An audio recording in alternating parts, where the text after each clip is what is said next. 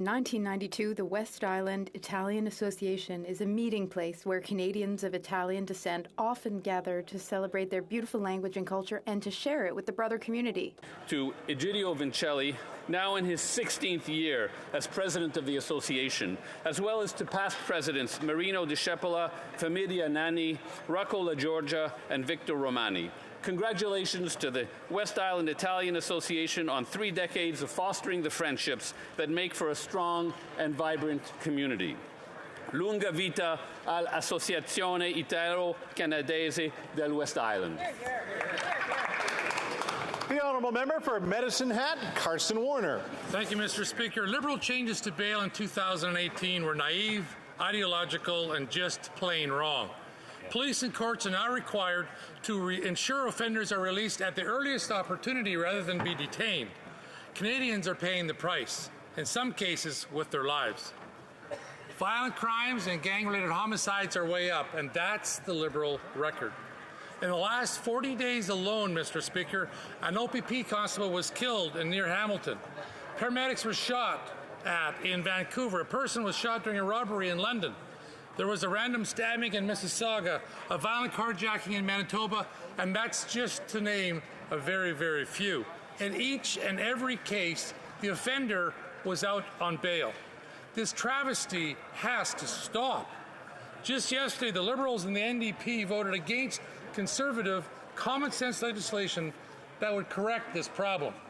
Canadians need a conservative government to fix the damage caused by 8 years of repeated Liberal failures. The honourable member for Scarborough Centre. Thank you, Mr. Speaker. It's International Development Week. Last month, I had the opportunity to travel with IDRF to Pakistan, which is still reeling from the devastation caused by major flooding last summer, to see how they and other Canadian aid organizations are helping on the ground. The impact is still being felt by millions of people, and there will be an ongoing need for international support for many years to come. During my trip, I saw the important work being done in many villages and flooded areas to bring food, water, and shelter. I also saw schools being created so that the displaced children can continue their education, and a midwifery program that is giving women a profession and skills to earn an ongoing income. To date, our government has committed to $58 million in funding for assistance in response to the floods and for longer-term recovery from the floods in Pakistan. And I hope we will be a partner for the long term. Thank you. The honourable member for Laurentides-Labelle. Mr. Speaker, Quebec's gastronomy community is in mourning. On January 31st, Marcel Kretz passed away at the age of 91. He was a true pioneer of gastronomy in Quebec. He was a member of the Order of Canada and the National Order of Quebec. His skills, talent, and attention to detail paved the way for the likes of Normand Laprise, Martin Picard, and Colombe Saint-Pierre. Today, I want to highlight the important role he played and the influence he had in making Quebec a major gastronomy powerhouse in North America. He was born in Alsace, graduated from the École Hôtelière de Strasbourg, and chose to settle in Val-David. Marcel Kretz, for 30 years, was the head chef at La Sapinière, which was the first Relais et Chateau luxury brand hotel in Canada. He was also one of the founders of the École Hôtelière des Laurentides. Thank you to Marcel Kretz. Thank you for making us so proud of our region. To the family and friends of Marcel Kretz, the Bloc Québécois offers our deepest condolences. The honourable member for Glengarry Prescott Russell. February 10th is World Pulse Day. It's an opportunity to thank the farmers, traders, and processors who work hard to provide our country with the highest quality pulses. Every day, our farmers wake up with a passion to provide us with delicious and nutritious beans, lentils, and chickpeas.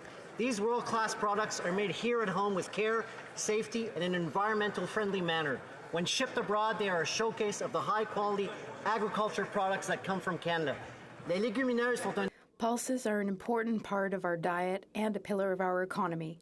The pulse industry is an important economic driver in rural municipalities and contributes to the vibrant use of our lands. We're proud not only of the caliber of our pulse industry, but also of its environmental performance. We are a world leader in pulse production, and that's thanks to the hard work of our farmers, retailers, and processors. Happy Pulses Day. Thank you.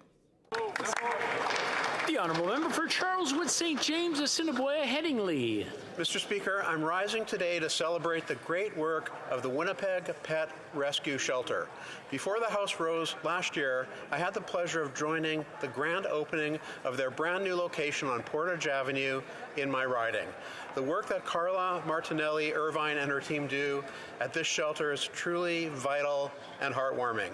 This organization has rescued more than 10,000 animals that find themselves without a place to call home. The Pet Rescue Shelter takes these animals in, gives them medical treatment, and ensures that they have a place to stay before they eventually find their new home. Most importantly, the Pet Rescue Shelter is Manitoba's first no-kill animal shelter. They understand that our furry friends should never be euthanized simply because they find themselves without an owner.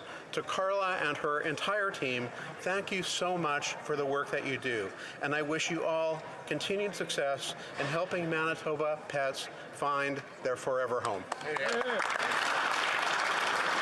The Honourable Member for Halifax West.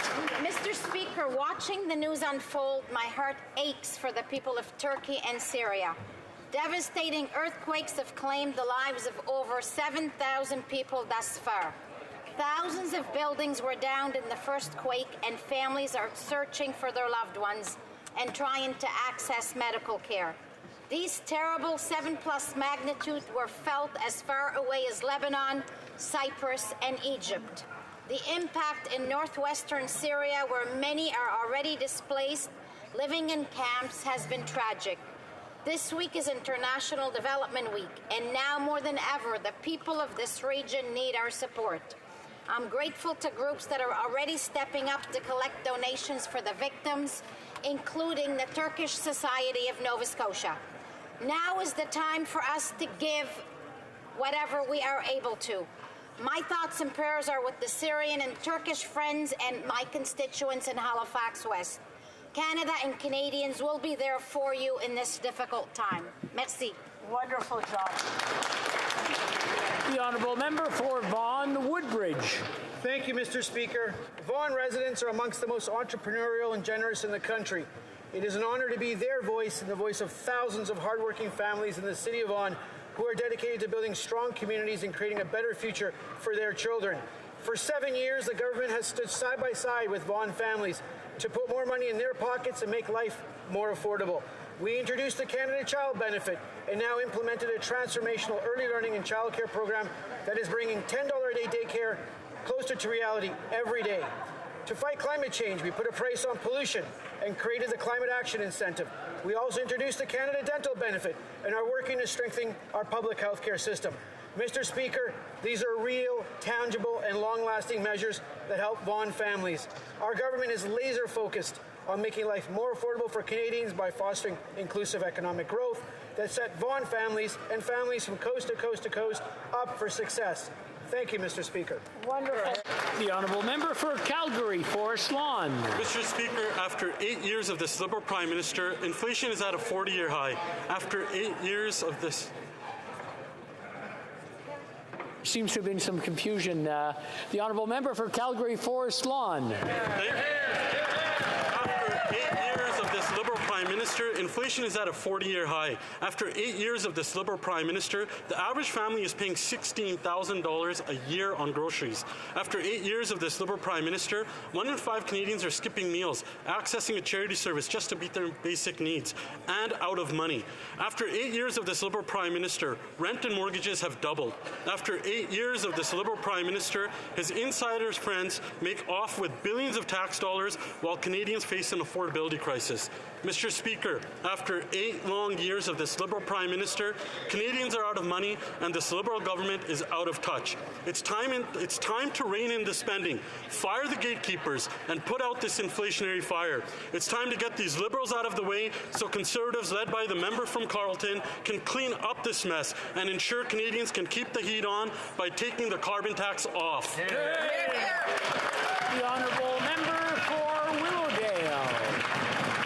Mr. Speaker, we have all been horrified to learn of the devastation and suffering caused by 2 powerful earthquakes that occurred in southeastern Turkey and northern Syria. As we witness the images emerging from the region, I know I speak on behalf of every member of this House when I say that we are truly shaken by the scale of the devastation and that we stand united in expressing our heartfelt condolences to all those who have lost their loved ones and in offering our support to all Turks and Syrians during this difficult period. The death toll from these earthquakes is currently estimated to have surpassed 6,000, and it is important for every person in this hard-hit region to know that we share their grief. Canada is monitoring and fully supports efforts currently underway by UN agencies in the region, as well as the critical efforts of other humanitarian agencies on the ground. I would encourage members of this House to meet with constituents from the Turkish and Syrian communities in their ridings to ensure that we fully support their efforts and demands to alleviate the pain and the suffering that has occurred. Thank you, Mr. Speaker. The honourable member for Hastings, Lennox and Addington. After 8 years, Canada has lost respect and credibility abroad, being dismissed and disregarded on the international stage. After 8 years, our armed forces are facing a recruitment crisis that will take years to overcome. After 8 years, our troops are still operating without the basic equipment they need to keep our country strong, safe, and secure. After 8 years, Mr. Speaker, violent crime in Canada has risen by 32%. After 8 years of spend, and complete debt mismanagement, this government now wants to pile it on vulnerable Canadians by imposing a carbon tax. A tax plan, Mr. Speaker, is not an environmental plan. Enough is enough. Canadians are in a crisis mode and looking for disciplined, principled leadership. Canada's Conservatives will keep the heat on and take the tax off. The honourable member for Regina Mouvan. After 8 years, do Canadians feel like they're better off? After 8 years, do Canadians think the NDP Liberal costly coalition will look after them? And after 8 years, do Canadians believe that the Liberals have done what they promised to do? The answer is no, no, no. That's what 67% of Canadians feel, that after 8 long years of this Liberal government, everything in Canada is broken. Who can blame them? Time and time again, Canadians see rich, connected Liberals getting big government contracts while hard-working Canadians just get hit with more and more tax increases. This government wants to triple the tax on gas, groceries, and home heatings. After 8 years, Canadians want change. They see in our leader and his United Conservative team a group that will turn hurt into hope. They see a change coming, Mr. Speaker. And, Mr. Speaker, a Conservative government will keep the heat on and take the tax off.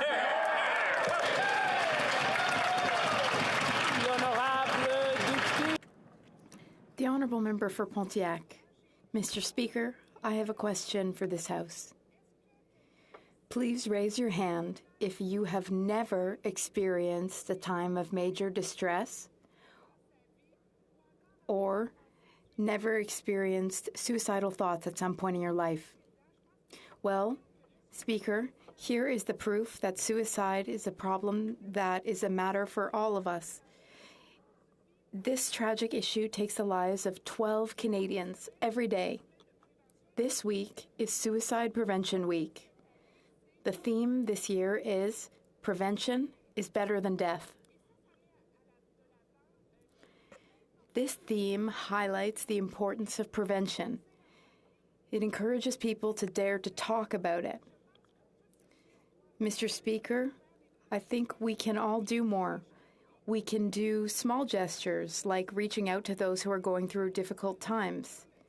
Let's also commend the work of organizations like Suicide Détour in Maniwaki, which offer comfort and safety to Canadians and possibly to our loved ones. Mr. Speaker, Qualicum Beach on Vancouver Island has sadly bid farewell to its former mayor and freeman of the town, Art Skipsey, who passed away last month at the age of 96, following a life well lived. He was a man of integrity, vision, humor, and strength, and we came to believe he would go on forever. Art was born to settler parents in 1927 in the Alberni Valley, where he grew up with a love of the outdoors and the urge to build with his hands, to teach and to serve his community. He earned a degree in education at UBC and moved to Qualicum Beach to raise a family with Cora, the love of his life.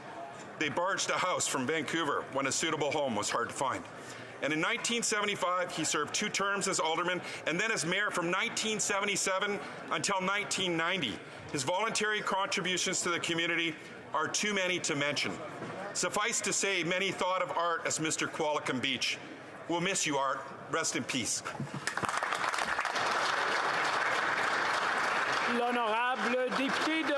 The Honourable Member for Lac-Saint-Jean. Mr. Speaker, as we speak, rescue workers are still searching for survivors in the aftermath of the powerful earthquake, which has now claimed over 7,000 lives in Turkey and Syria. The ongoing search is a race against time. It is a blood-curdling event, a true catastrophe. The earthquake is adding to the very dire humanitarian situation in Syria, which has been ravaged by a civil war since 2011. The Bloc Québécois expresses its solidarity with the people of Turkey and Syria. We also remind the House of the importance of investing in a humanitarian emergency stream for IRCC to ensure that the federal government can take swift action in the event of a crisis without having to put the processing of regular cases on hold. We want and we need to be part of the solution for humanitarian reasons, security reasons, and refugee protection reasons. And above all, Mr. Speaker, we want to be part of the solution because lives depend on it. Thank you, Mr. Speaker. Member for Coastal Bay Central Notre Dame. Thank you, Mr. Speaker. After 8 years, Canadians are out of money and they can't afford to eat, heat, or house themselves. I spent the last month in my riding talking to friends and neighbours, and they all expressed the same sentiment. Life under this Liberal government has gotten too expensive. Mary told me she's overwhelmed every time she goes to the grocery store. The cost of groceries has skyrocketed in the last year. She wonders how she's going to keep food on the table for herself and her 3 children. After 8 years of this Liberal government, she's had enough. I spoke with John and Francis, a hard-working middle-class family who say their heat bill has doubled. They don't know where they'll come up with the extra $500 a month to put oil in their tank. After 8 years of this Liberal government, they are out of money. They can't afford this Liberal government any longer. A Conservative government will keep the heat on and the tax off. The Honourable Member for Oakville North, Burlington. Mr. Speaker, last Saturday was World Cancer Day, a time to spread awareness and take action against a disease that has touched each of us. I recently visited Dr. Sheila Singh in her lab at McMaster University, who I have no doubt will cure brain cancer. I also attended an announcement at Sick Kids for our investment in pediatric cancer, which will be transformational for kids with cancer.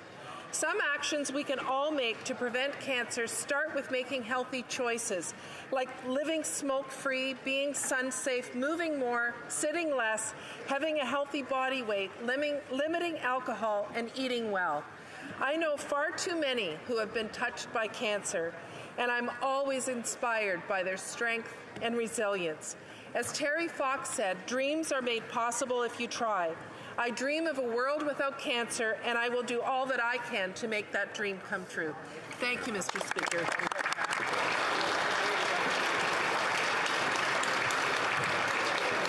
Oral questions, question orale, the Honourable Leader of the Opposition.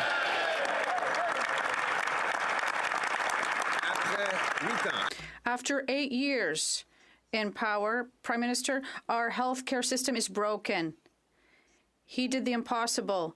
He was able to double our national debt by adding more inflationary debt than any other prime minister in our combined history without improving our healthcare system.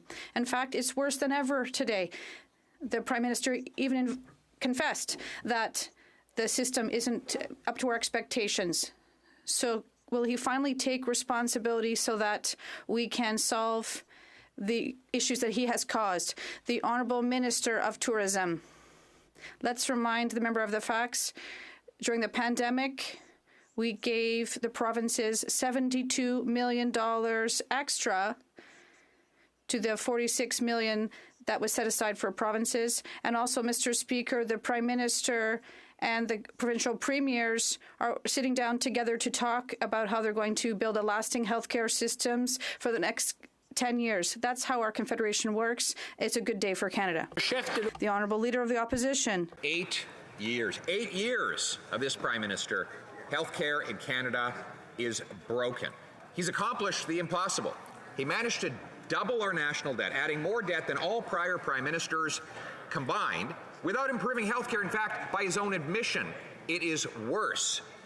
Now, Mr. Speaker, will the Prime Minister finally take responsibility for the problems in healthcare he has caused so that we can fix what he broke? The Honourable Minister of Tourism. Let's remember the facts. During the worst pandemic in a century, the Government of Canada transferred $72 billion to the provinces to make sure that we could get to the pandemic on behalf of record investments of $46 billion. Mr. Speaker, today, the Prime Minister and all of the premiers of this country are meeting to build a healthcare system that will be sustainable for the future. It's a great day for Canada and a great day for Canadians. The Honourable Leader of the Opposition. After 8 years of this Prime Minister, inflation is at its highest level in 40 years. In fact, the former finance Liberal Minister, Bill Morneau, said that the Prime Minister has spent too much. Another former Liberal Finance Minister, John Manley, said that these expenses are causing inflation. The current Governor of the Bank of Canada has said that the government spending is causing domestic inflation, and Mark Carney, the future Liberal leader, agrees with this. Can the Prime Minister accept responsibility for the inflation he has caused so we can fix what he broke? The Honourable Minister of Innovation. Mr. Speaker, I'd like to thank the Leader of the Opposition because, yes, we are going to take responsibility for all the investment we made in Canada, Mr. Speaker. On the Conservatives side, we forget that we've invested in science, Mr. Speaker, in biopharmaceuticals across the country. We did this for the first time in Canada. So I think that the Leader of the Opposition forgets the investment we have made in the automotive sector. I think the Leader also forgets the investments we made in green energy. We are going to continue to invest in Canada to create jobs of today and tomorrow. Thank you.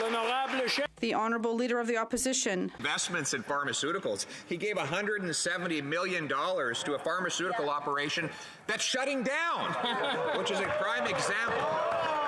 After 8 years of this Prime Minister wasting our money, inflation is at 40-year highs. And now home heating bills have doubled. Seniors wonder how they're going to keep the heat on because this tax is going to be tripled under the NDP Liberal coalition. Will the Prime Minister finally take responsibility for the misery he's put on household heating bills? And will he accept that we're going to keep the heat on to take the tax off? The Honourable Minister. Mr. Speaker, at the time we invested was to protect the health and safety of Canadians. At the time, Mr. Speaker, everyone in the country and Canadians watching today just watch this guy again. Everyone in this country understand that at the time we needed to invest in all families of vaccines. Today, Mr. Speaker, we're in solution mode. We want to protect the jobs of Medicago. We want to protect, obviously, the manufacturing facility and VIP. Mr. Speaker, Canadians know something out of the COVID. We have their back. We will continue to invest in the Canadian economy, Mr. Speaker. The Honourable Leader of the Opposition. Canadians know that this government doesn't have their back. The government has their hands in their back pockets. That's what's happened. $170 million here for this wasted investment, $54 million for the ArriveCan scam, and of course $2 billion invested in a company that doesn't actually exist. And who's paying for it? Well, people are now seeing the bills on their home heating. which has doubled, higher gas prices, and of course, when you tax our farmers with a carbon tax and our truckers, they have to raise the price of the food that comes to our grocery stores. Will they finally back down from this crazy carbon tax scheme? Because we're going to keep the heat on until they take the tax off. The Honourable Minister for Families. Coming from the Leader of the Opposition, but we don't hear a lot of solutions. On this side of the House, we're actually focused on making sure that Canadians have the support that they need. Whether that was at the height of the pandemic when we made sure that Canadians could stay afloat, and guess what, Mr. Speaker, that's what the Leader of the Opposition is against, or whether it is now when we are reducing childcare fees by 50% across this country, and the Conservatives voted against funding childcare, Mr. Speaker, or whether it's the Canada Child Benefits helping 9 out of 10 Canadian families. Mr. Speaker, we're there for them. Conservatives just aren't there for Canadians. Thank you, Mr. Speaker. The Honourable Member from La Prairie. Mr. Speaker, the Prime Minister divides people. We saw it with his advisor against Islamophobia. He wanted to divide Quebecers and Canadians by supporting, once again, Quebec bashing. We see it again at the Official Languages Committee, where he sends his West Island MPs to bat against the protection of French. He wants to divide Quebecers by misinforming about the Charter of the French language. Mr. Speaker, the role of a Prime Minister is not to divide people. Is his government going to call to order these federal members who are saying false things and tell them that this is enough? The Honourable Minister of Canadian Heritage. Mr. Speaker, the Bloc was born to divide. That's their main objective. And here we're talking about a bill that will allow workers to work in French, and they're voting against it. A piece of legislation that will guarantee services in French, they're against it. More for French in Quebec and outside, they're going to vote against it. So when we talk about French and defending it, the Bloc are talking about out of both sides of their mouth. The Honourable Member. The dispute is within his Quebec caucus and not at the Bloc. La Bresse said this morning the smoke and mirrors used by some of his colleagues is shameful. Montreal does not have a monopoly on language policy in Canada. Disinformation has no place in this debate. These are fair statements. How come it takes a member from Ontario to publish such things? How come we have not heard a single denunciation from a Quebec MP in the Liberal Party? Where are the Premier and his Quebec lieutenant when their colleagues are dragging the French language charter through the mud? The Honourable Minister of Official Languages. Mr. Speaker.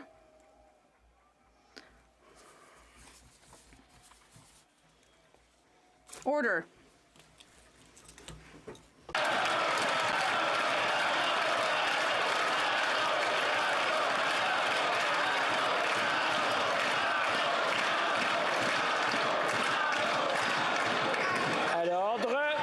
Order. The Honourable Minister. Mr. Speaker, we are the first government to recognize the French fact across the country, including in Quebec. We take our responsibility and have tabled a bill that has teeth to make sure that we do our fair share to protect French across our country, including in Quebec. Mr. Speaker, our government wants to do its fair share, and I hope that we will see a bill adopted as quickly as possible. Thank you. Vancouver Kingsway. Today's Health Summit, Canadians need this Prime Minister to champion public health care and stand against private for-profit delivery. Right. Privatization is not innovation. It drains workers from our public system, costs more, and allows queue jumping for the rich. It will make the crisis worse. Real innovation is better support for health professionals, shorter wait times in our hospitals, and access to care based on need. Will this Prime Minister assure Canadians that additional public dollars will go to public health care? The Honourable Parliamentary Secretary to the Minister of Health. Thank you very much, Madam Speaker. Our health system is experiencing significant challenges, and it's important that we work together to find the best solutions going forward. And that's why today the Prime Minister and the Minister of Health is sitting down with the premiers and the ministers of health from across this country, and our government remains ready to work with provinces and territories to further discuss priorities, actions, and results to improve the health services that Canadians rely on.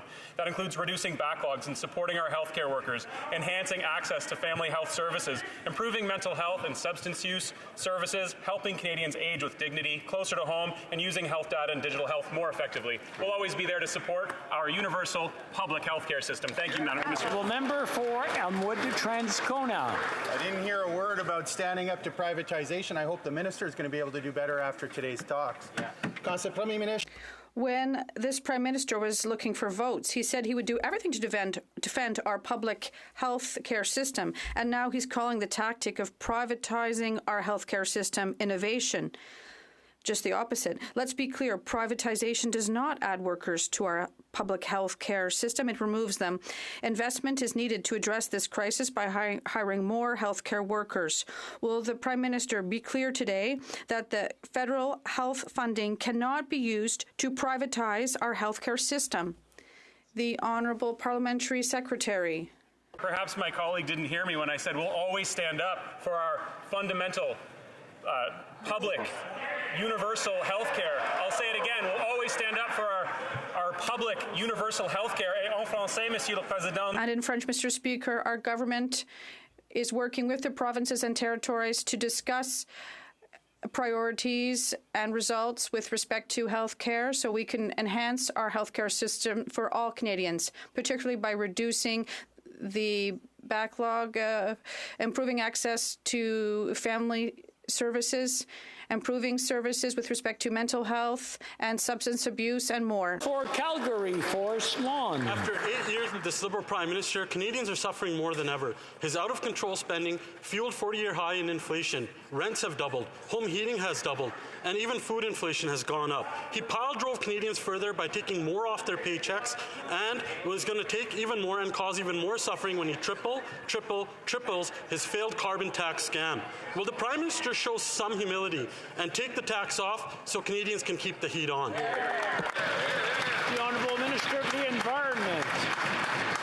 Thank you, Mr. Speaker. Conservative politicians are making a lot of misleading claims about the price on pollution. The facts are that 70% of gas price increase is due to crude oil prices going up, largely because of Russia's brutal invasion of Ukraine. And another 25% of the price is the result of provincial taxes and refining margins. Provincial taxes, they cut it in. Not the federal one. Now, we started off fairly well, and now it seems to be going, well, it's not doing well. I'm just going to ask everyone to listen to the questions and listen to the responses so that we can all hear together. The Honourable Minister, from the top, please. Thank you, Mr. Speaker. Conservative politicians are making a lot of misleading claims about the price on pollution. The facts are that about 70% of gas price increase is due to crude oil prices going up, largely because of Russia's brutal invasion of Ukraine, and another 25% of the price is the result of provincial taxes and refining margins that have gone up by 113% in the last 2 years, Mr. Speaker. That means 95% of the gas price has nothing to do with the price on pollution. Mr. Speaker, the price on pollution puts more money back in 8 out of 10 Canadians in their pockets, and it remains one of the best ways to fight climate change. Well, member for Calgary, for Swan. Maybe they should start taxing the hot air coming out of that minister's mouth. Canadians are watching the hypocrisy of this Liberal government taking more under their failed carbon tax scam while emissions go up because they've missed every climate change target that they set. Liberal inflation is driving up food prices, and this failed carbon tax is contributing to 1 in 5 Canadians skipping meals. Will they finally show some humility and take off the tax so Canadians can keep the heat on? Or do they think that there's no business case for struggling Canadians to eat and heat their homes? The Honourable Minister for the Environment. Thank you, Mr. Speaker. According to British Columbia's Auditor General on 2021 disaster costs, the atmospheric rivers in British Columbia cost the province $5 billion of damages. That's more than the 19 previous years combined together. According to a study by McWilliam University, the cost of the Fort McMurray, the total cost of the Fort McMurray forest fires are above $10 billion, Mr. Speaker. $4 billion of damage to homes and businesses. $1.7 billion to loss of production to oil sands. Climate change is real, Mr. Speaker, no matter what the honourable member for Lethbridge. After 8 years of this Prime Minister's carbon tax, Canadians continue to struggle. They continue to struggle to be able to heat their homes, to be able to feed their families, to be able to commute to work. 8 years, things are not looking better. Recently, a 70-year-old woman came into my office with her heating bill in her hand and tears down her face because she can't afford it. She's turned her thermostat down to 17. 17! It's minus 36 degrees outside. Shameful. So my question is very simple, and that is this. Why won't the government show a little compassion, take the tax off, so that Canadians can keep the heat on? The Honourable Minister for Regional Development. Thank you, Mr. Speaker. We all know times are tough for Canadians, but I want to remind the House of 105 homes in my riding that don't have to be heated anymore because they were destroyed by Hurricane Fiona. 105 families that no longer have a home. If you want to talk about why we need to address climate change, come visit the southwest coast of Newfoundland, sir. The honourable member for Lethbridge. That is the answer of a government that is entirely out of touch with the needs of Canadians and the pain that they are truly feeling in this country right now. Another constituent of mine came in and he joked. He joked that to get from A to B in Canada, B now stands for broke. And what he was talking about was the need to be able just to get to work and the skyrocketing cost that has ensued there, the need to feed the family, the need to heat a home. These costs have gone up because of the Prime Minister's carbon tax. So once again, when will the Prime Minister finally wake up to the reality that is out there, that Canadians are truly experiencing pain? And when will the Prime Minister decide to keep the heat on by taking the tax off? Minister for Immigration. Mr. Speaker, we know that Canadians are struggling, and that's why we continue to advance programs that put more money in their pockets. But I have spent 7 years in this chamber watching the Conservatives use as an excuse that families might be in need to do nothing on climate change, but because they don't see that climate change is costing families dearly.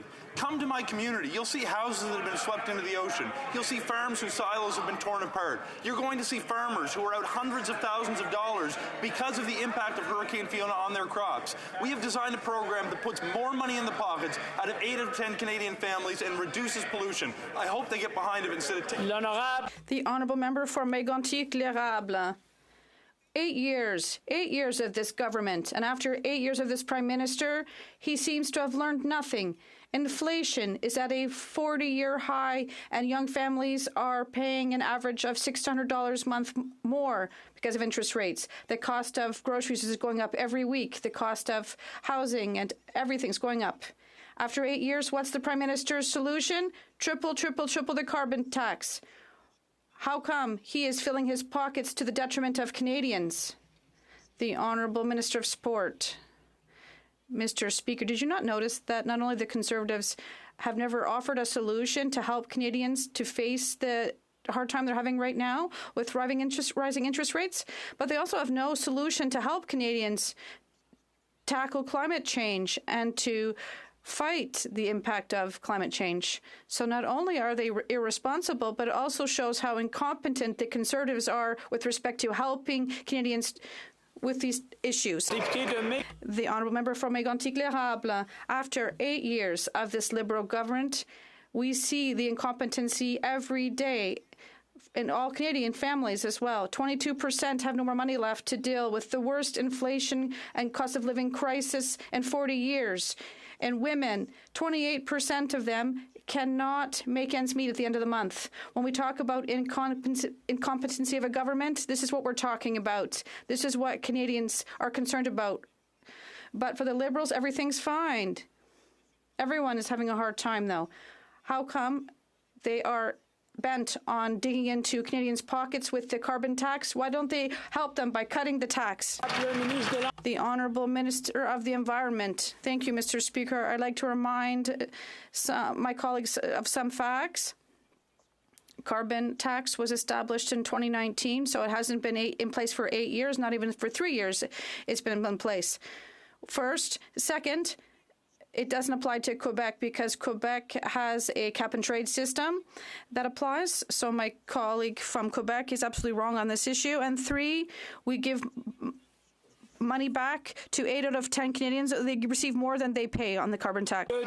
The honourable member for Lac-Saint-Jean. Mr. Speaker, tired of the hustle and bustle of the life in the Big Apple, exhausted by the pollution, crime and noise of the city, the solution for you is the all-inclusive Roxham package.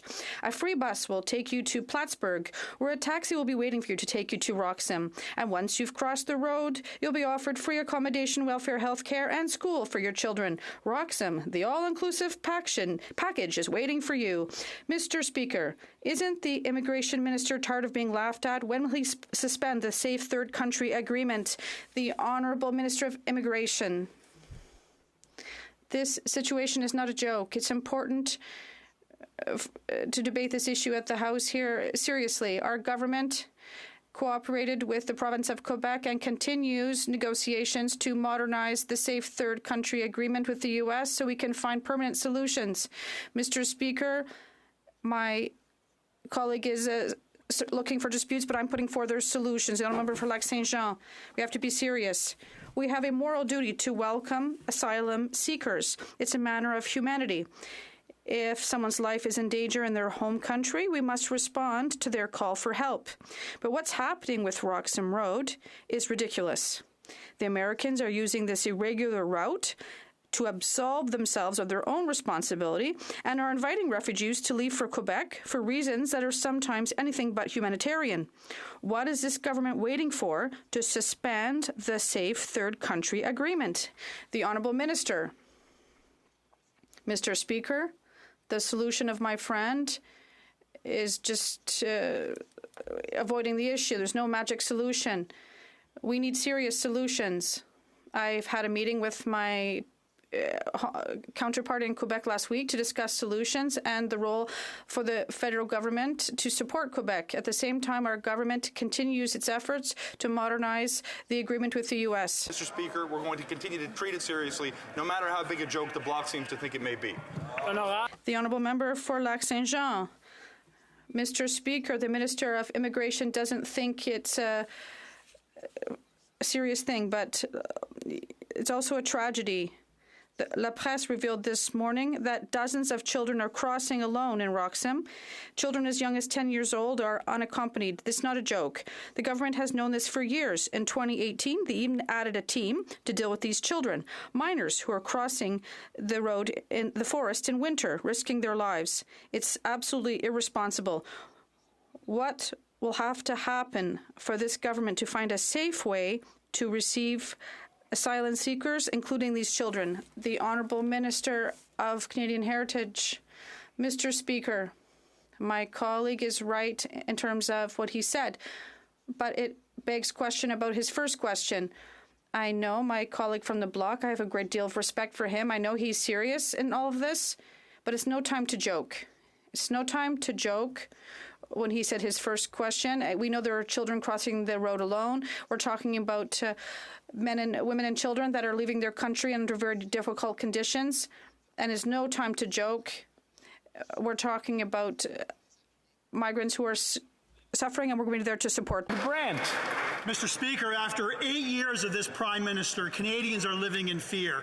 Under his watch, violent crime up 32%, gang-related homicides up 92%, and in Toronto last year, 50% of all shooting deaths were committed by those already on bail. However, just yesterday, the Liberals voted against our Conservative motion to fix the bail system that they destroyed. When will this Prime Minister admit that his flawed bail policies are jeopardizing the safety of all Canadians? The Honourable Minister of Justice. Canadians deserve to feel safe, and they deserve to be safe. The laws on bail are clear, Mr. Speaker. If somebody poses a threat to public safety, they should not be out on bail. Mr. Speaker, I've undertaken with the provinces and territories to look at what we can do at the federal level with respect to bail. Our priority, Mr. Speaker, remains keeping Canadians safe, and we will move with the provinces together, not just on changing the law, but also administering the bail system in a better way. Well, member for Kamloops, Thompson, Caribou. The laws on bail are clear. I think the minister meant to say the laws on bail clearly aren't working. Mr. Speaker, while this minister was in the classroom, I was in the courtroom running bail hearings. I looked victims in the eye who were victimized by people who were on bail. The reality is that violent crime is up 32%. Thugs and gangsters with guns are running wild on our streets. When will this minister, after 8 years of Liberal inaction, end catch and release? The Honourable Minister. Mr. Speaker, I acknowledge the Honourable Member's previous service, but I would suggest he go back to the classroom. Mr. Speaker,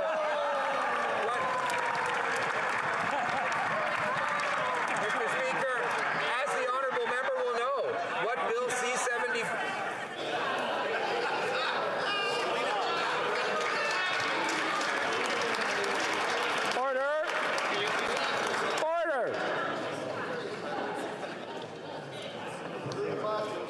I'm not sure how much sugar was in everyone's lunch today, but I think there was an overdose. I just want everybody to take a deep breath and calm down. The Honourable Minister, please continue. Mr. Speaker, as the Honourable Member will surely know from his experience, what Bill C-75 did was codify Supreme Court of Canada jurisprudence. It tightened bail provisions by adding a reverse onus for intimate partner violence. There was already a reverse onus on prohibited weapons. Mr. Speaker, notwithstanding that, we are willing to work with the provinces to see if there are additional measures that we can take, and certainly we will help the provinces in the administration of the bail system. Member for Kamloops, Thompson, Caribou. Mr. Speaker, I don't know that I can imagine a comment more out of touch than that which the Liberal minister just said. I'll remind the minister that, like him, I also taught at a law school, and unlike him, I don't have to go back to school to see people on the streets who are victimized, to see the statistics of gangland homicides, to see police officers on our streets being killed by people who are on bail. So, will this minister stay out of touch, or will he end catch and release to keep victims safe after 8 years of failed Liberal policy?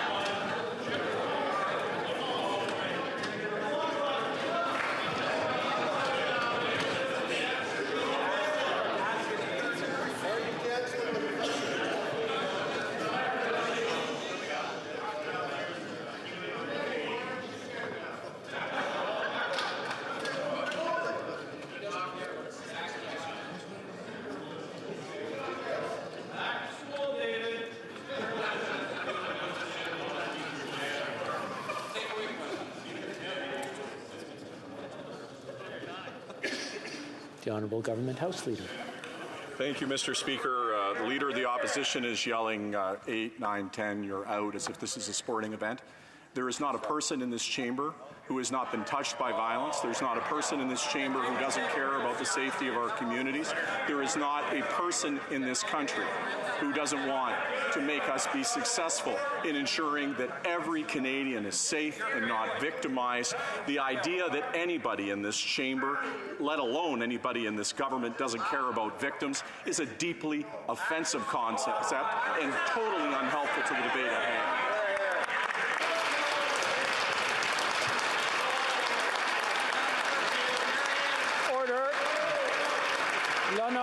The Honourable Member for Charlesbourg, Haut-Saint-Charles. Mr. Speaker, after 8 years of this Prime Minister, we no longer recognize Canada, and for good reason. Referring to Bill C-5, Joseph Fessal at the Journal de Montréal said, crazy fanatics have taken over our asylum system. One example, a 31-year-old woman who was convicted of repeatedly beating her 11-year-old stepson, depriving him of food and care, was sentenced to 15 months in the comfort of her own home. Why does the Prime Minister always defend criminals rather than helping women and victims? The Honourable Minister of Justice. Mr. Speaker, no other government in the history of Canada has spent the amount of resources we have to help victims. Mr. Speaker, severe crimes deserve severe consequences. That is the spirit behind our amendments to the Criminal Code. Mr. Speaker, we are in full support of our victims. We are revising our system that it'll be more so that it's more flexible and more supportive for victims, and we are going to succeed. Edmonton Strathcona. Mr. Speaker, the devastation we've seen in Turkey and Syria is horrific. This earthquake comes after nearly 12 years of war and total suffering in Syria. Children are still being pulled from the rubble. It is heartbreaking. Survivors will require an incredible amount of assistance urgently. The government's announcement this morning is a good start, but the scale of this crisis will require more. The Humanitarian Coalition has launched a joint appeal, as has the Red Cross, and I'm certain that Canadians will contribute generously. Will the government commit to a matching fund to amplify the generosity of Canadians? The Honourable Minister for International Development. Our hearts goes out to all those affected by the devastating earthquakes. Our initial response of $10 million is a start. We are conducting a needs assessment to look at more, and yes, we are looking at a matching fund as well. I was just speaking with the head of UN OCHA regarding our response, and we're looking at all avenues of support, and we will have more to say on this. Thank you. The Honourable Member for Skeena-Bulkley Valley. Mr. Speaker, this Friday marks 2 years since the tugboat in Janika sank near Kitimat, killing Troy Pearson and Charlie Craig. Yesterday, the owner of that boat was charged with 8 counts of negligence. But holding a single company accountable isn't enough to protect the mariners who work up and down the BC coast. For years, workers have been calling for stronger regulations, for mandatory inspections, and for proper enforcement. 2 years, 2 workers dead. And yet this minister hasn't strengthened a single safety measure. Why? The Honourable Minister for Transportation. Mr. Speaker, I want to thank my colleague for his ongoing advocacy on behalf of this issue. He and I have talked about it on numerous occasions, and I want to keep reassuring him that Transport Canada is working with him and other stakeholders on identifying other opportunities for improving our regulations. Safety is paramount, Mr. Speaker. There's an ongoing review of these regulations. But, Mr. Speaker, we are committed to having the highest level of safety in Canada. Thank you very much. The Honourable Member for Mississauga Streetsville. Thank you, Mr. Speaker. Our government has supported Canadian workers with significant investments to defend and expand their rights, implementing legislation such as 10 days of paid sick leave for employees under federal jurisdiction, and soon a ban on replacement workers. Unlike the Conservatives who have relentlessly attacked unions, their members, and Canadian workers through their years in government, we protect Canadians' rights by repealing their anti-worker laws and putting the interests of Canadians first in everything we do. Can the Minister of Labour update this House on what last week's ratification of the Convention on the Prevention of Harassment and Violence in the Workplace means for Canadian workers and their right to a safe and respectful workplace? Honourable Minister of Labour. Thank you, Mr. Speaker, and I want to thank the member for Mississauga Streetsville for her question. She is a hard worker. We want to end workplace violence and harassment here in Canada and around the world. That is the aim of the International Labour Organization Convention 190, and I am proud to say that last week that convention was ratified by Canada. We believe in the workers of this country. We stand up for the workers of this country. We put into force paid sick leave. We're introducing legislation to ban replacement workers, and in fact, one of the first things we did was repeal 2 of the most anti-worker, union-bashing bills this country has ever seen, both Conservative bills. I am proud to say that this government is leading the fight for workers around the world. The Honourable Member for Edmonton Mill Woods.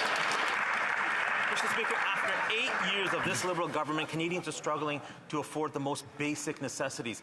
Groceries to feed their families, to pay their rent and mortgages, and of course to heat their homes to stay warm this summer. Mandeep Kaur in my riding says that she has to get a second job just to pay the bills. And now the Prime Minister is going to make everything even more expensive by tripling the carbon tax. Mr. Speaker, on this side of the House, we're going to stand and fight for Canadians like Mandeep Kaur.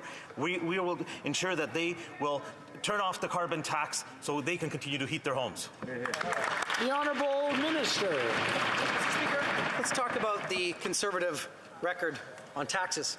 Our government cut taxes on middle-class Canadians twice. The Conservatives voted against. We cut taxes on the hardest working class Canadians 3 times, and the Conservatives voted against. We reduced taxes on small businesses, Mr. Speaker, and true to form, the Conservatives voted against. Mr. Speaker, the record in this House on who supports Canadians with reducing taxes is clear. It's us. They keep opposing. We keep delivering. Member for Edmonton, Mill Woods. Mr. Speaker, the problem is that instead of standing up for Canadians, they continue to defend their failed policies. The fact is that through the carbon tax, they have not met any environmental standard or target that they set themselves. The Bank of Canada governor admitted that the carbon tax, the Prime Minister's carbon tax, actually contributed to the inflation crisis that we're in right now. And the Parliamentary Budget Officer says that households will pay more in carbon tax than they will get back in rebates. The Liberals continue to push these failed policies with the carbon tax that doesn't even work. Will they fight with us, Mr. Speaker? We're going to continue to fight until they turn off that carbon tax so Canadians can. The Honourable Minister of the Environment. Mr. Speaker, I guess the question many Canadians are wrestling with is which Conservative should they believe? The Conservative who, during the last election campaign, said they believe in climate change, and they believe in climate change so much that they would put in place a price on pollution, or the Conservatives today who say they don't believe in either climate change or doing anything about it, let alone putting a price on pollution, Mr. Speaker. That is the question that many Canadians are struggling with. Honourable Member for Cumberland, Colchester. Mr. Speaker, after 8 years of this Liberal government, Canadians can no longer afford to eat and heat and house themselves. Take, for example, Phyllis, who lives just outside of Spring Hill, Nova Scotia. She turns the heat on in her trailer in the morning. She spends most of her day, Mr. Speaker, in bed with her clothes on to stay warm, and she gives herself a little bit of heat in the evening before turning in for the night. Conservatives will continue to keep the heat on and take the tax off. When will this Liberal government stop blaming everyone else, take some responsibility, and axe the destructive carbon tax? The Honourable Minister of Immigration. The honourable member represents communities that are very much similar in kind to the ones that are in my backyard. And the reality is the policies that we've introduced over the last 7 years in government are making a meaningful difference. Look at the Canada Child Benefit, which puts more money in the pockets of 9 out of 10 Canadian families. We changed that program so we stopped sending checks to millionaires like the Conservatives had. Look at the middle-class tax cut. We raised taxes on the wealthiest 1% and cut them for the middle class. We increased the guaranteed income supplement. We continue to improve the Canada Pension Plan. Every step of the way, we are focused on low and middle-income families to better support them. Every step of the way, the Conservatives vote against it, and I'm happy to take that message to the polls next time. Well, member for Cumberland, Colchester. Well, Mr. Speaker, it's absolutely fascinating because my office receives hundreds of emails and phone calls and letters outlining the extreme difficulties that they're having with their finances because of this Liberal government's terrible carbon tax and their terrible inflationist policies, the worst in 40 years. And even the Premier of Nova Scotia, Mr. Speaker, Tim Houston, has put forward a comprehensive plan to reduce emissions and actually save Nova Scotians money, where this minister lives. How can he vote against such craziness? This makes no sense, Mr. Speaker. When will the Liberal government allow Canadians to keep the heat on and axe the tax? The Honourable Minister for Family. Mr. Speaker, it baffles this House that the Conservatives continue to undermine the fact that climate change is real. It baffles this House and, in fact, all Canadians. Absolutely. The Conservatives continue to vote against measures that are actually supporting Canadians, Mr. Speaker. Time and time again, when we have put forward measures that are helping low and middle income Canadians, what have the Conservatives done? They have voted against it. Not only do they have no plan demand, but they obstruct and they deny and they deflect and they make it harder for Canadians to get the supports that they need. We're going to be there. Conservative. L'honorable député. The honourable member for Thérèse de Blainville. Mr. Speaker, hundreds of Canadian Labour Congress workers are up on the Hill today. In amongst them, there are the steel workers and the ocean towing workers. From Sorel Tracy, they are here because the federal government supports the use of scabs in their labour dispute. Even today, Quebec workers are being replaced by scabs, paid 3 times their salary because the federal government is living 50 years in the past. The minister has done his consultations. He no longer has any excuse for inaction. Will he immediately introduce anti-scab legislation? The Honourable Minister for Labour. Mr. Speaker, in my mandate letter, I'm committed to limiting recourse to replacement workers. We've started consultations with representatives and we'll determine what legislation is to be tabled in this House before the end of next year. The Honourable Member for Thérèse de Blainville. Mr. Speaker, what is the Minister waiting for? There has been anti-scab legislation in Quebec since 1977. This government is 50 years late. It consults, it thinks, and it shovels from the front. Now, the result, even today, the labour dispute at ocean towing is dragging on because of the use of scabs. There are real workers with real needs who are here today because of the minister's inaction. That is hurting their families and their right to negotiation. What is he waiting for to introduce anti-scab legislation? The Honourable Minister for Labour. Thank you, Mr. Speaker. Mr. Speaker. Workers will be one of the most significant progress that we have seen for workers in this country. It is something that unions and labor leaders have been asking for years. We on this side of the House will make sure that we get it right. Far from inaction, we have just finished consultations, thorough consultations with employers and with labor unions. And on this side of the House, on such an important piece of legislation that labor has been asking for decades, we will get it right. Thank you. The Honourable Member for Calgary-Midnapore. After 8 years of this Liberal government, business is skyrocketing at the high-priced consulting firm McKinsey & Company. This government has given McKinsey & Company over $100 million in contracts, including $1.4 million from the Canada Infrastructure Bank, an organization that is chock full of former McKinsey strategists. So why is this government so hell-bent on giving $100 million to close Liberal insider friends while average Canadians are just struggling to get by? Great question. The Honourable Member for Public Works. Thank you so much, Mr. Speaker. And as I explained to the Government Operations Committee yesterday, there has been absolutely no political interference in the award of contracts to McKinsey. We are, of course, looking very carefully to ensure that all processes and rules and policies have been followed by the department, by PSPC, and I know that my colleague, the President of the Treasury Board, will also be examining the policies in that department as well. Thank you, Mr. Speaker. Honourable Member for Sherwood Park, Fort Saskatchewan. So in other words, the government's approach to the Liberal McKinsey scandal is to ask this minister to investigate herself. But we found out yesterday at the Government Operations Committee that she lacks a basic understanding of the record and experience of this company, including their relationship with Purdue Pharma. Now, Conservatives have said Liberals investigating themselves is not good enough, which is why we need an independent investigation by Canada's Auditor General. An Auditor General, by the way, who has been disparaged by the Minister of Revenue. But with so many Canadians struggling, will the government support our call today for an independent investigation by the Auditor General into why over $100 million of contract... The Honourable Minister, the Honourable... Government House Leader. Mr. Speaker, on this issue, the official opposition has cast all kinds of aspersions that have already been demonstrated to not be true, saying relationships exist that don't exist, and furthermore, holding out that these decisions are made by the government when they know that it's made by the independent, nonpartisan public service. Canada is known around the world for the quality of the contracts that we engage in. We have incredibly rigorous processes that govern these, and the reality is contracts allow government to expand their services without permanently expanding the number of employees. It's an intelligent way to use resources, Mr. Speaker. The Honourable Member for Bellechasse-les-Échemins-Lévis.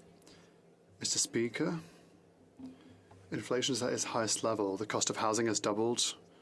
Families will pay over $1,000 more for food this year.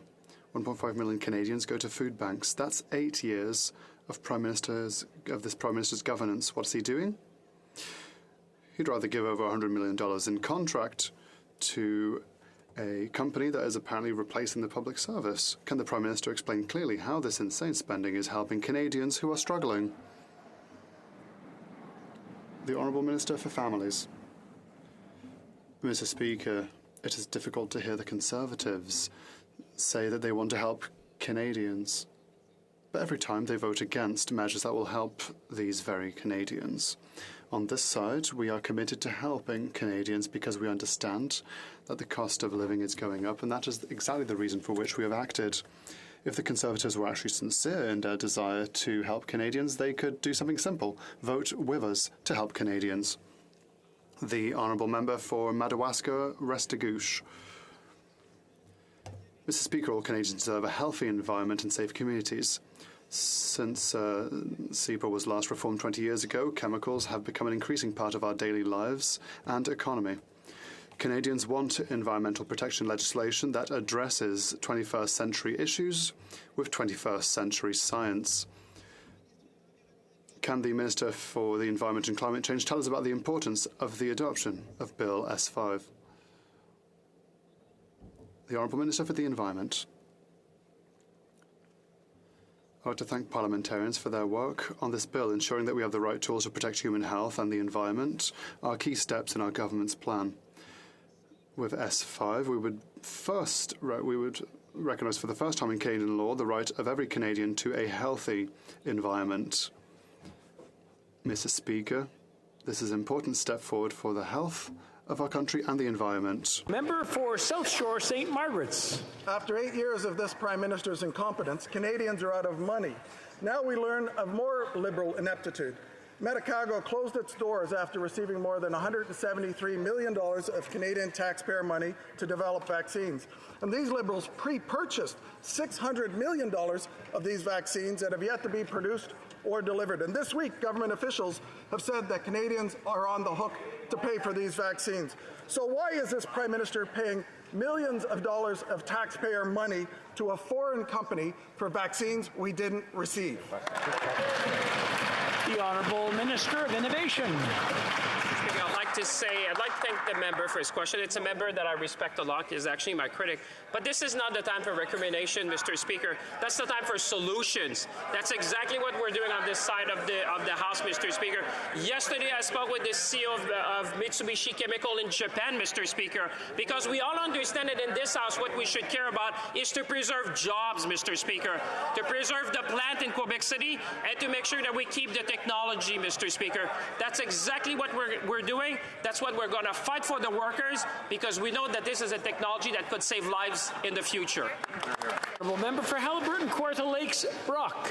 Speaker, after 8 years of this Prime Minister, the cupboards are bare. While Canadians struggle to feed their families and pay their mortgages, Liberals continue to invest in friends and ghost companies.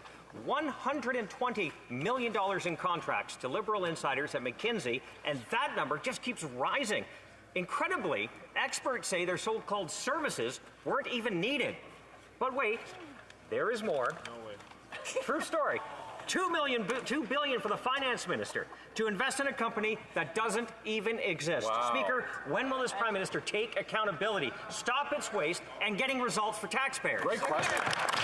The Honourable Government House Leader. Mr. Speaker, as I've iterated previously in this House, the work that we engage with and decisions that are made to engage in those contracts are an independent process. They're run by the public service. They allow the public service to expand their impact without permanently expanding the number of employees that are there. That public service has been there for Canadians through an incredibly difficult time in the pandemic to make sure that we delivered critical services to Canadians. And what these contracts allow the public service to do is to expand their impact without permanently expanding the number of employees that are there. Now, there's many wild accusations made by the other side. Already, many of them have been disproved. They have the opportunity in committee to be able to explore this issues and whatever other conspiracies they wish. The Honourable Member for Charlesbourg, Haute-Saint-Charles. Mr. Speaker, we've been trying to get this Prime Minister to understand since 2017 that he needs to renegotiate the Safe Third Country Agreement with the United States to resolve the situation at Roxham Road. But instead of taking this situation seriously, he lets it fester. And now we learn that New York City is offering free bus tickets to migrants heading north to seek asylum in Canada at Roxham Road. Why won't the Prime Minister take responsibility for his failure to close the Roxham crossing so we can help people who are legally waiting in Canada's immigration backlog to get in? The Honourable Minister for Immigration. I assure the honourable member that we're taking the issue very seriously and are working to verify the claims that were reported in the Post just a few days ago.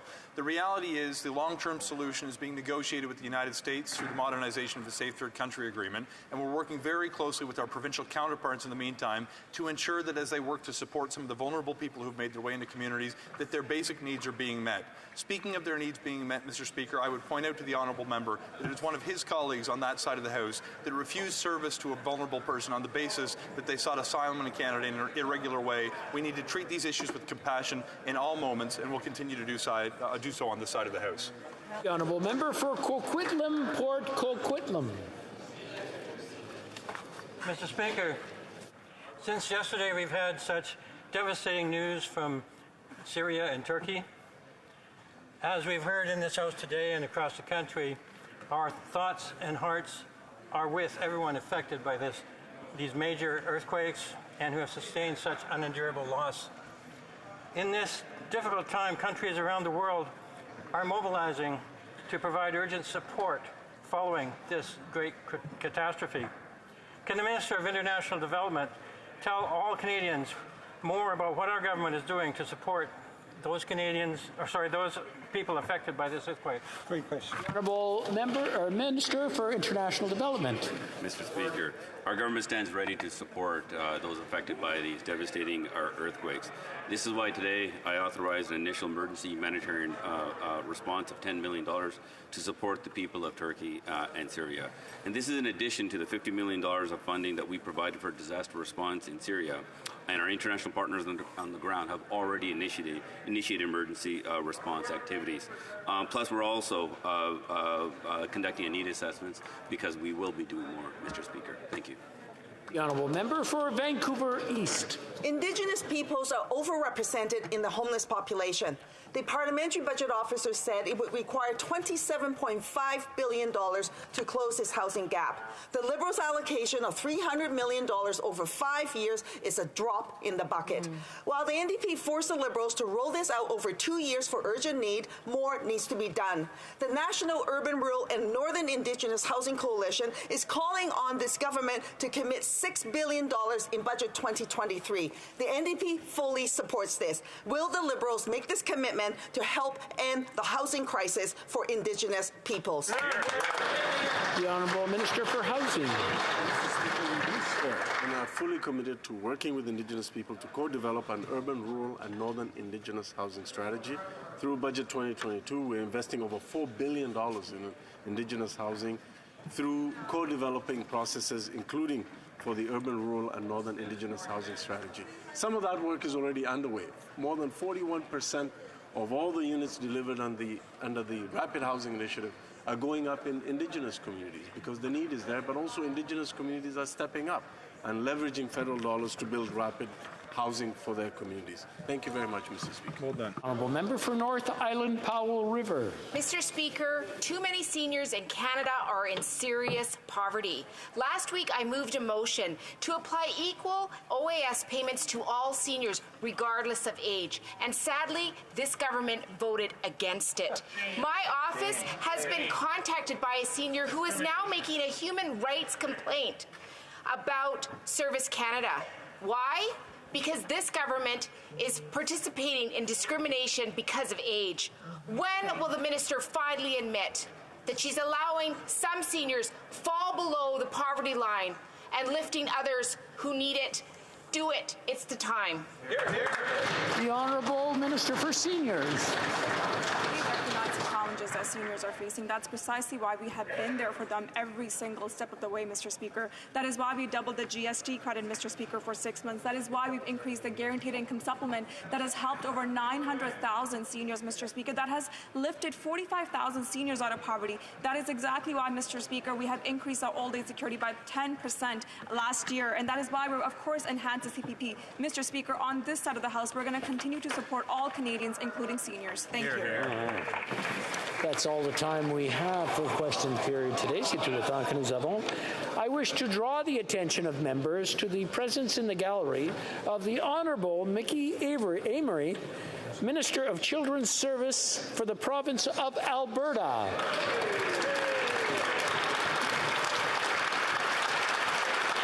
Thank you.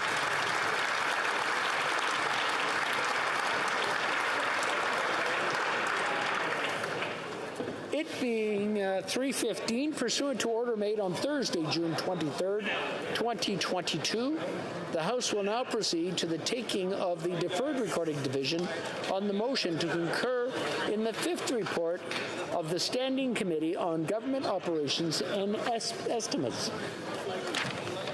Call in the members.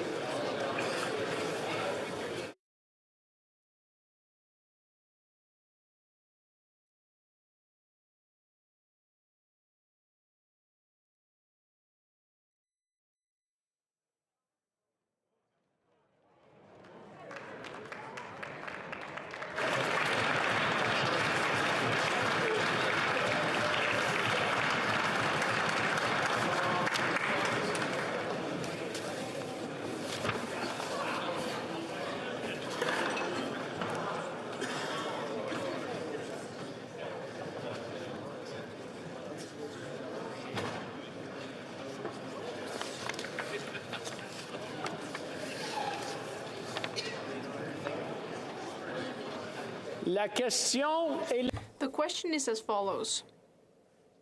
Seconded by Monsieur Paulus, moved that the fifth report of the Standing Committee on Government Operations and Estimates, presented on Tuesday, January 31st, 2023, be concurred in. La période de 10 minutes pour... The 10-minute period for members voting electronically has started, and the House will now proceed to the vote for members participating in person. All those in favor of the motion will please rise. Mr. Holland. Mr. Holland. Mr. Macaulay-Cardigan. Mr. Macaulay-Cardigan. Mr. Blair. Mr. Blair. Mr. O'Regan. Mr. O'Regan. Monsieur Boissonneau. Monsieur Boissonneau. Monsieur Champagne. Monsieur Champagne. Miss Annan. Ms. Annan. Monsieur Guy